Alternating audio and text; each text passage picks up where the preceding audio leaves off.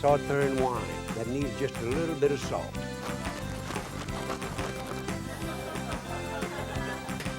You got to admit that's pretty. Oh, wait a minute. You know I forgot the most important thing? Yeah. Oh, it's looking good. I guarantee that's a fine one. Ooh, boy.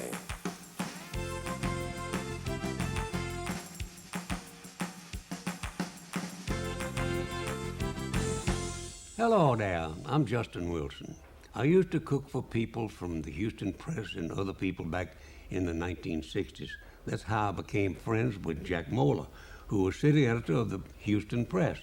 I spent 3 days cooking on stage, and Jack said, "Look, you have to write a cookbook." I told him, "You got to go find yourself a mind because you have lost it." But with his help and a lot of fear, we wrote the Justin Wilson Cookbook. It was published in 1965. The only way I could write it was I had to cook the stuff and measure it. I never measured ingredients, so I didn't know how much of anything went into my dishes. That cookbook was one of the first Cajun cookbooks. In 1972, I put together the Justin Wilson #2 cookbook, Cooking Cajun. Both of those books are combined in Justin Wilson's Looking Back. The dishes that I cooked on the very first TV series in Mississippi nearly 25 years ago are in Justin Wilson's Looking Back.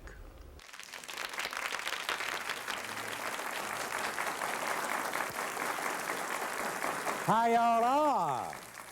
I'm glad for you to see me, I guarantee. Whoo, boy. We're going to do some cooking and tell some stories today. You know, Cajuns know lots of stories. Ooh, I guarantee. Some of them I can tell and some I cannot. But here's one I can tell you today. I got a friend named Murphy Brown. He lived down south with me down there. And one day he asked me, he says, "Justin," that's my front name in French. He said, "You ever been to Houston, Texas?" I said, "Oh, yeah." He said, "You been to the Astrodome?" I said, "Oh, yeah." He said, "Told me about that." I said, "There ain't no way. You wouldn't believe one word I told you. What you should did is see that." He said, "I'd love to did that." And like a fool, I said, "I'll be glad to took you there." He said, "Let's go." I said, "Well, we can't go right now. Let's just find out when them Astros are going to try to play baseball, and we'll go over there and play around and see that thing and have a good time." He said, "Call on the phone." I said, "Okay, I'll call on the phone." So I called on the phone and said, "He's going to play in 3 days." He said, "Let's go right now." I said, "No, we'll go in 3 days, and we'll have a good time, pass a good, pleasurable time." He said, "Well, I'm going to come to your house." Well, he came to my house and stayed until we were ready to go over there. And we go over there and we go to the Astrodome. He go through it 3 times, not once, no. We go to a restaurant, one of those fine little restaurants they got there, and we have a nice lunch, and a good-looking female girl, lady waitress, women wait on us there.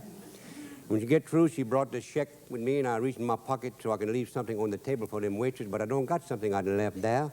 And I told Murphy, I said, "Lee, be sure and left something on this table here for them waitress." He said, "Okay." Well, I went over to the cash register and paid the check, and I met him at the door. I said, "Did you leave something on that table for that waitress?" He said, "I guarantee. I left them old carrots. I never could stood them things." Well, you know, a lot of people like that, kid, and they don't like certain vegetables, that's greens and mustard greens and cabbage and things like that. And we're going to fix some that you can't help but like, I guarantee. But right now, I'm going to fix a casserole. Well, what we might call the main dish. This casserole is made of asparagus, cheese and shrimp and eggs and wine. Right now, I'm putting some olive oil on that. Now, people ask me, say, "How come you use olive oil?" And that's 2 tablespoons in there. That's what they did. They asked me, "How come you use olive oil?" Because I like it. That's the main reason. Best reason in the world. But also, it's not as bad on your cholesterol, how you call it, as some of the other things. And it's got a delicious flavor, a very fine flavor. That's the big reason that I use olive oil. I like the flavor. Nothing wrong with that. Now, these are green spears, 1 large can. Now, you can use a casserole that's deeper than this. I sometimes do. But we have this one right now, so I'm going to make this for the shallow casserole. Look at that. Whew, boy, that's pretty, yeah. I guarantee. Funny thing about this dish, you know, men say, I don't like asparagus, but they like this dish. Must be the wine. I've never had one of them turn it down yet. I guarantee you that. Ooh, that's fine. Don't want to waste any of that. Now, we put the asparagus first. Then we got some grated American cheese. We put some of that on there. A layer of cheese. I don't want to put it all because I want to keep some more. That's a cup and a half, about a cup and a half of grated American cheese is what we're putting in here. And we put a little, I've got about a half a cup of Romana, and I'll put about half of it right now. Let's have that. Now I'm going to put a layer of shrimps. Whoo-wee, how you call them good old shrimps from the Gulf Coast. Talk about fine. I guarantee that's fine. These were large shrimp, so I cut them up in the sizes that would these shrimp have been boiled. I want to tell you that. And then we peeled them. And when we boil shrimp, we put a lot of salt. You got to put a lot of salt for any crustacean. And we put lemon, onion, hot pepper, and a little garlic in that. And that's all, just a tap of garlic when we boil shrimp. And wine, we put a little wine. Now we're going to put some more cheese. American, a layer of cheese on the shrimp. Some good Gulf Coast shrimps. And that's fine.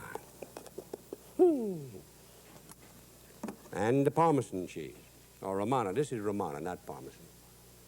You can use either one. It don't make some difference. Whichever one you want to use. And now you top that. You notice I put the last layer of cheese because it'll spread all the way down through that, not just be on the bottom. It goes all the way through. And that's one of the reasons why we put it on top, because we want that good flavor of that cheese. Now, we're going to beat a couple of eggs. Better take that one out of there while I broke this one. You know, every time I see these eggs, it makes me think about a story that actually happened a year ago down in South Louisiana in one of the old-fashioned hotel and restaurant what we had there. You used to go down and you'd get your breakfast served to you down there, and it was this kind of restaurant where you'd get a ham or cheese, cheese omelet, you could get that maybe, and you could get the bacon or sausage, would you egg, and you always asked you, how you want your egg this morning? And then we forgot this fellow what went in there one morning. He had a hang around. Whoo, he felt bad. And this old waiter come up to him and say, how would you like your egg this morning? We got bacon this morning. How would you like your egg? He said, lemonade them egg. He couldn't stood the thought of that. He said, okay. Well, he went back to the kitchen and he brought himself back.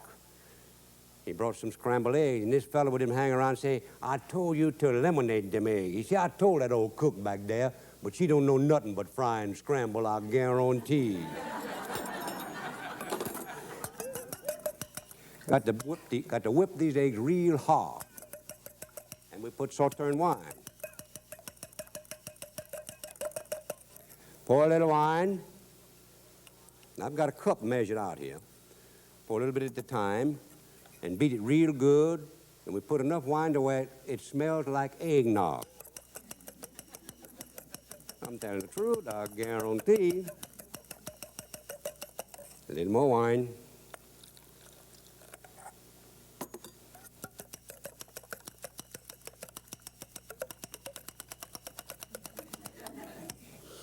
Not quite right, still don't smell like egg, not like eggnog.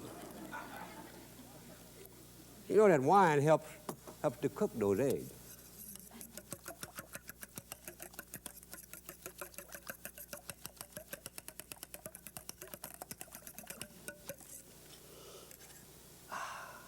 Just right, I guarantee. Now we're going to put some Worcestershire sauce on that, like a tablespoonful, and blend it into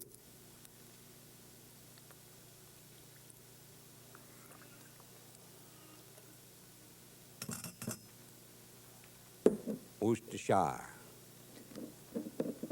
And a teaspoonful of Louisiana hot sauce. Now, we don't mean Tabasco, no. This is cayenne, not Tabasco pepper. You put cayenne, put about half that much. Teaspoon. I like it a little better than that, so I'll put a dash.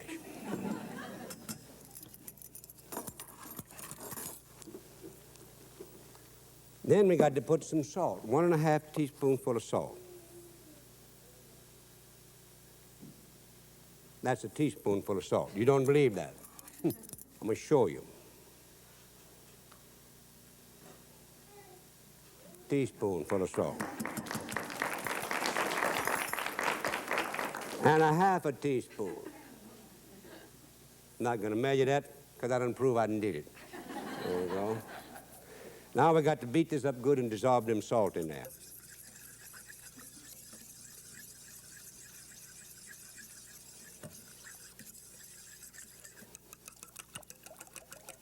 We pour this on the casserole. Can't help but be good. Get all the salt.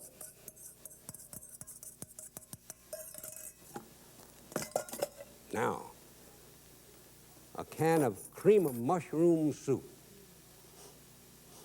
This smells good too. Kind of beat it a little bit so it'll pour easier.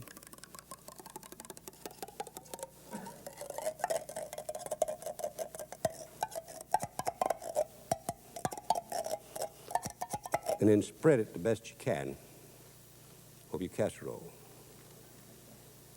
Ooh, yeah. That is good enough to eat right now. Got that good juice in it. Then we put about 3/4 cup of breadcrumbs and sprinkle that over the top.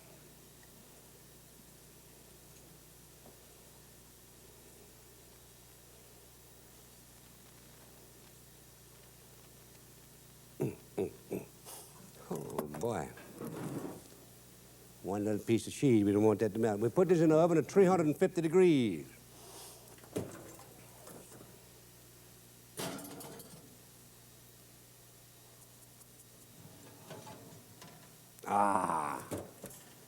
And that's going to cook about an hour, and it's done. In this pan right here, I'm going to show you how we cook mustard greens, or turnip greens, or spinach, anything you want to cook. I have in here some olive oil. Oh, yeah, I covered the bottom of the pot real good. And I'm going to put some mustard greens in that as soon as I get this out of my way. Ooh, don't that pretty. I don't drop them all over the floor.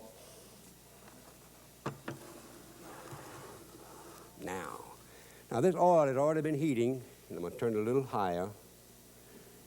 We're going to show you that we put these greens in there with a hot oil so that they will stay green. Just put a little few to show you. That hot oil will keep them green. See how pretty that is? Just as green and pretty. And it stays green, too. Now, we soak our greens and our mustard greens. We get in salt water to be sure we get all them bugs and things like that off of them. And worms. We don't want all that. And we put this in here. Wash them off real well after we soak them in that salt water to get the salt off. Any worm that may have clung to the greens after they done hauled off and finished himself off.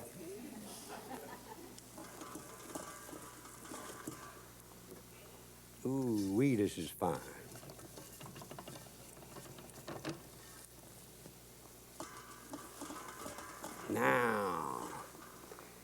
Now we put, this recipe says 2 or 3 cups of Sauternes wine.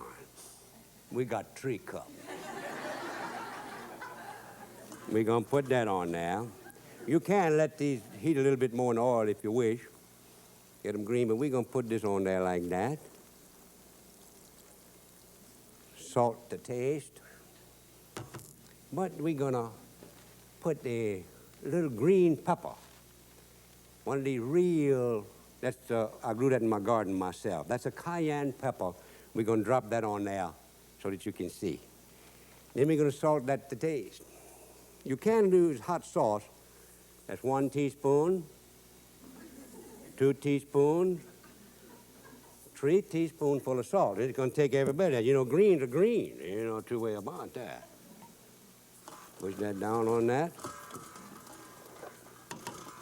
Let it simmer, and by the way, always turn your fire down when you do that, because they may scorch on you. You don't want to scorch on the green. That'd be sacrilegious. We don't want to do that, I guarantee. Put this out of my way. Now, I'm going to haul off here. I've got to taste a little of this pot liquor in the finished dish that I got over here of some of them mustard green that I got here early and cook up to be sure I got some. Gonna just dip a little pot liquor. Whoo, you go to some of these high-class restaurants and they say vegetable juice. Vegetable juice. Ain't nothing in the world but pot liquor. Man, you talk about good.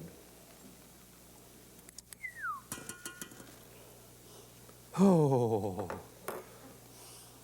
man, that reminds me of a story I guarantee, and I want to tell it to you while this kind of cool itself a little bit. I got a couple of friends that met up down at Johnny Gitro's one day, and one of them had a gallon of that moonshine corn whiskey. And he told his friend, he said, how about a drink of my moonshine? He said, I don't believe. And he reached in his shirt and pulled out a 45, stuck it right in his belly stomach. He said, took a drink.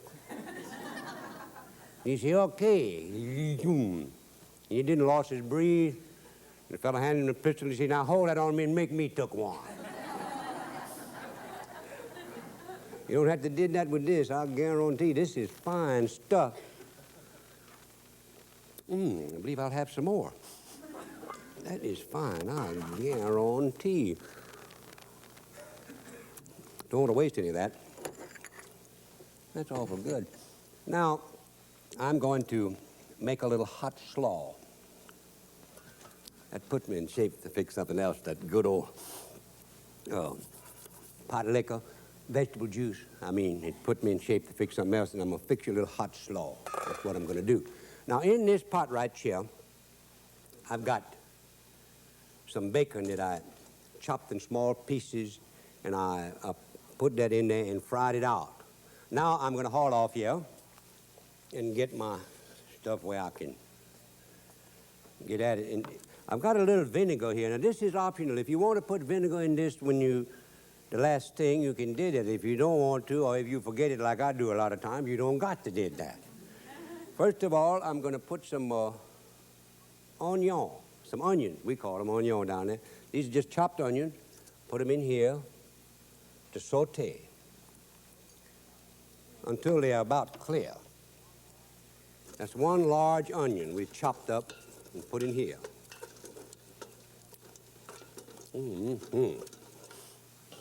Boy, that's a science clearer-upper, I guarantee. Whew.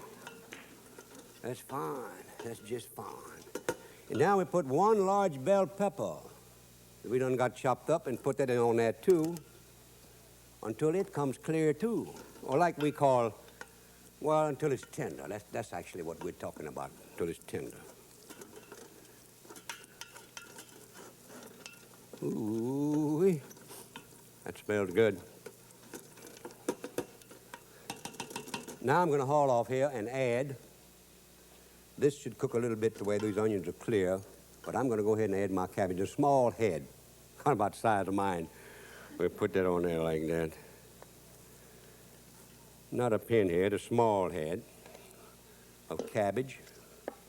And we stir that real well.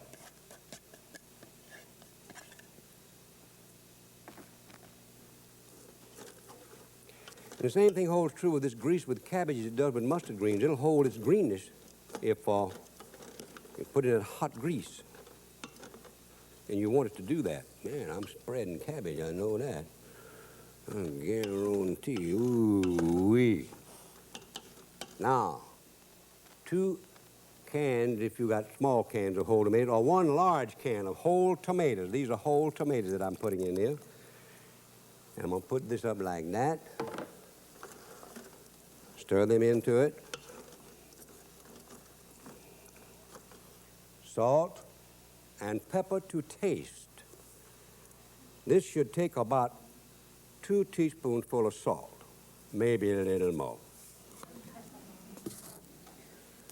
We use both black pepper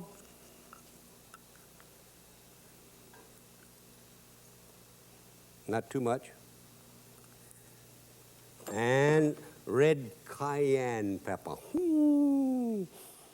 And this is when I got to remember to put them vinegar in there. Vinegar, like them Cajuns say when they marinate something overnight, they say, let it sleep in the vinegar all night long. Yeah, now we got the vinegar, we got everything on that. I'm gonna stir it just at least a little bit to mix it up. I'm gonna cut that fire down to low, put the lid on that, and let it cook itself. That's gonna simmer about 45 minutes is how long we got to let that simmer. Now, let me see. I've got some hot slaw already cooked here. Oh, that's beautiful. I'm going to get a little hot slaw and put on a plate here.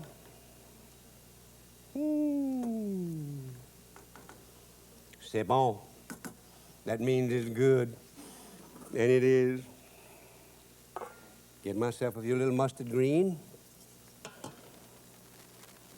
Oh, and I'm going to show you all the finished casserole, too, when I get over there to that table. Oh, just a little bit more.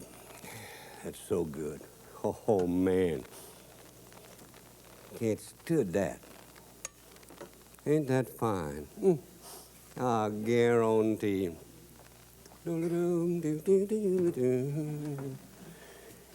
Here is the casserole.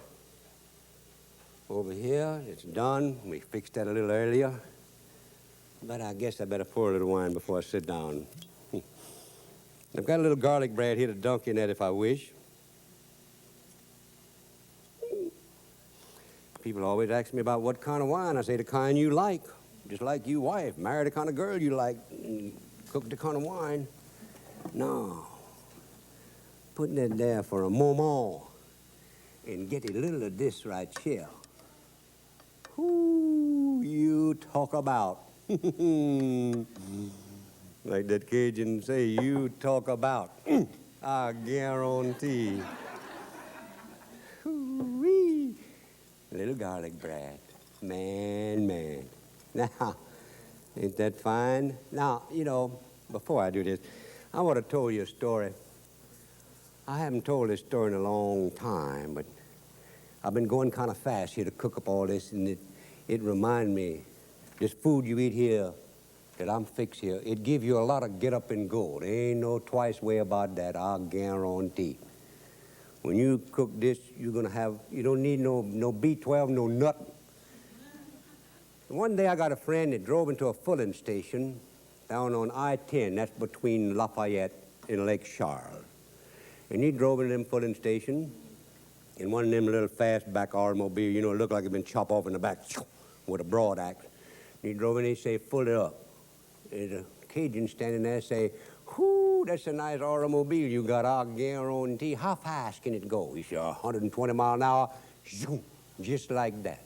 This Cajun said, I can go that fast. He said, what kind of car you got, huh?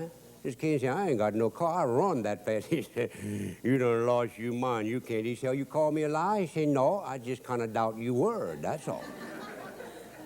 Well, he said, come on out on this interstate and I'll show you how it's dead. You know, that's before they got that new state police superintendent they got down there.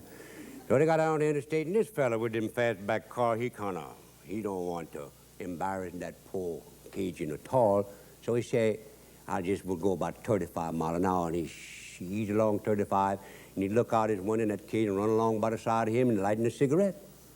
He said, I can't stir there. So he geesed it up to 55. And he'd look outside there, and he saw that Cajun done pop some bubble gum in his mouth. He said, well, I'll show him 75 miles an hour. He look out his window, and that Cajun run along by the side of him and blow a great big bubble of them bubble gum. He said, I can't stood this at all, I guarantee. So he put his foot all the way to the floor on acceleration. Shoom! 120 miles an hour. He looked outside of the car there, and that Cajun just rocking along like he's loping. Don't even look like he's straining himself. And he said, man, I don't know what I'm going to do. But he looked back at the road, and he better look back at that road because you better not run the automobile 120 miles an hour not watching them road, I guarantee. Well, man, he looked back at the road, and he looked back, and the Cajun's gone. He said, I wonder what happened with him. Well, he go a piece till he found a place to turn around, and that's not easy on them interstates, you know. Finally, he found a place to turn around.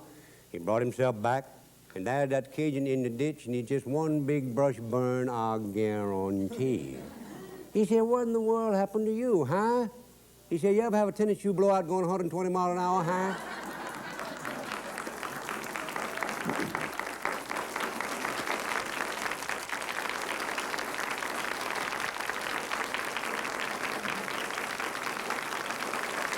Okay. I'll be glad. Well, you like that so much, I'll just have to tell you, when I look at this set, it reminds me of this. It's the beautiful set, I guarantee. But you know, I never forgot this young fella who went to his uncle and said, will you give me a job as a carpenter? He said, you know anything about it? He said, no. He said, okay, you'll be an apprentice. So he gave him a job as an apprentice carpenter. And they were building a house, and his uncle said, I better check on him. He's the foreman. And he go on there, and he find this young fella, kabloom, kabloom, kabloom, kabloom. Reach in his apron, get another nail, look at it, chunk it over his shoulder. Reach and get another one, chunk it over his shoulder. Reach and get one, ka-chung, ka-chung, ka-chung, ka-chung. He said, what in the world are you doing chunking them nail over your shoulder? He said, well, I put him up there, and the point toward me, that must be for the other side of the house, huh? His foreman said, why, of course it's for the other side of the house. But don't chuck him around. Remember, you're going to get on that other side sometime soon, I guarantee. Have a little sip of them water.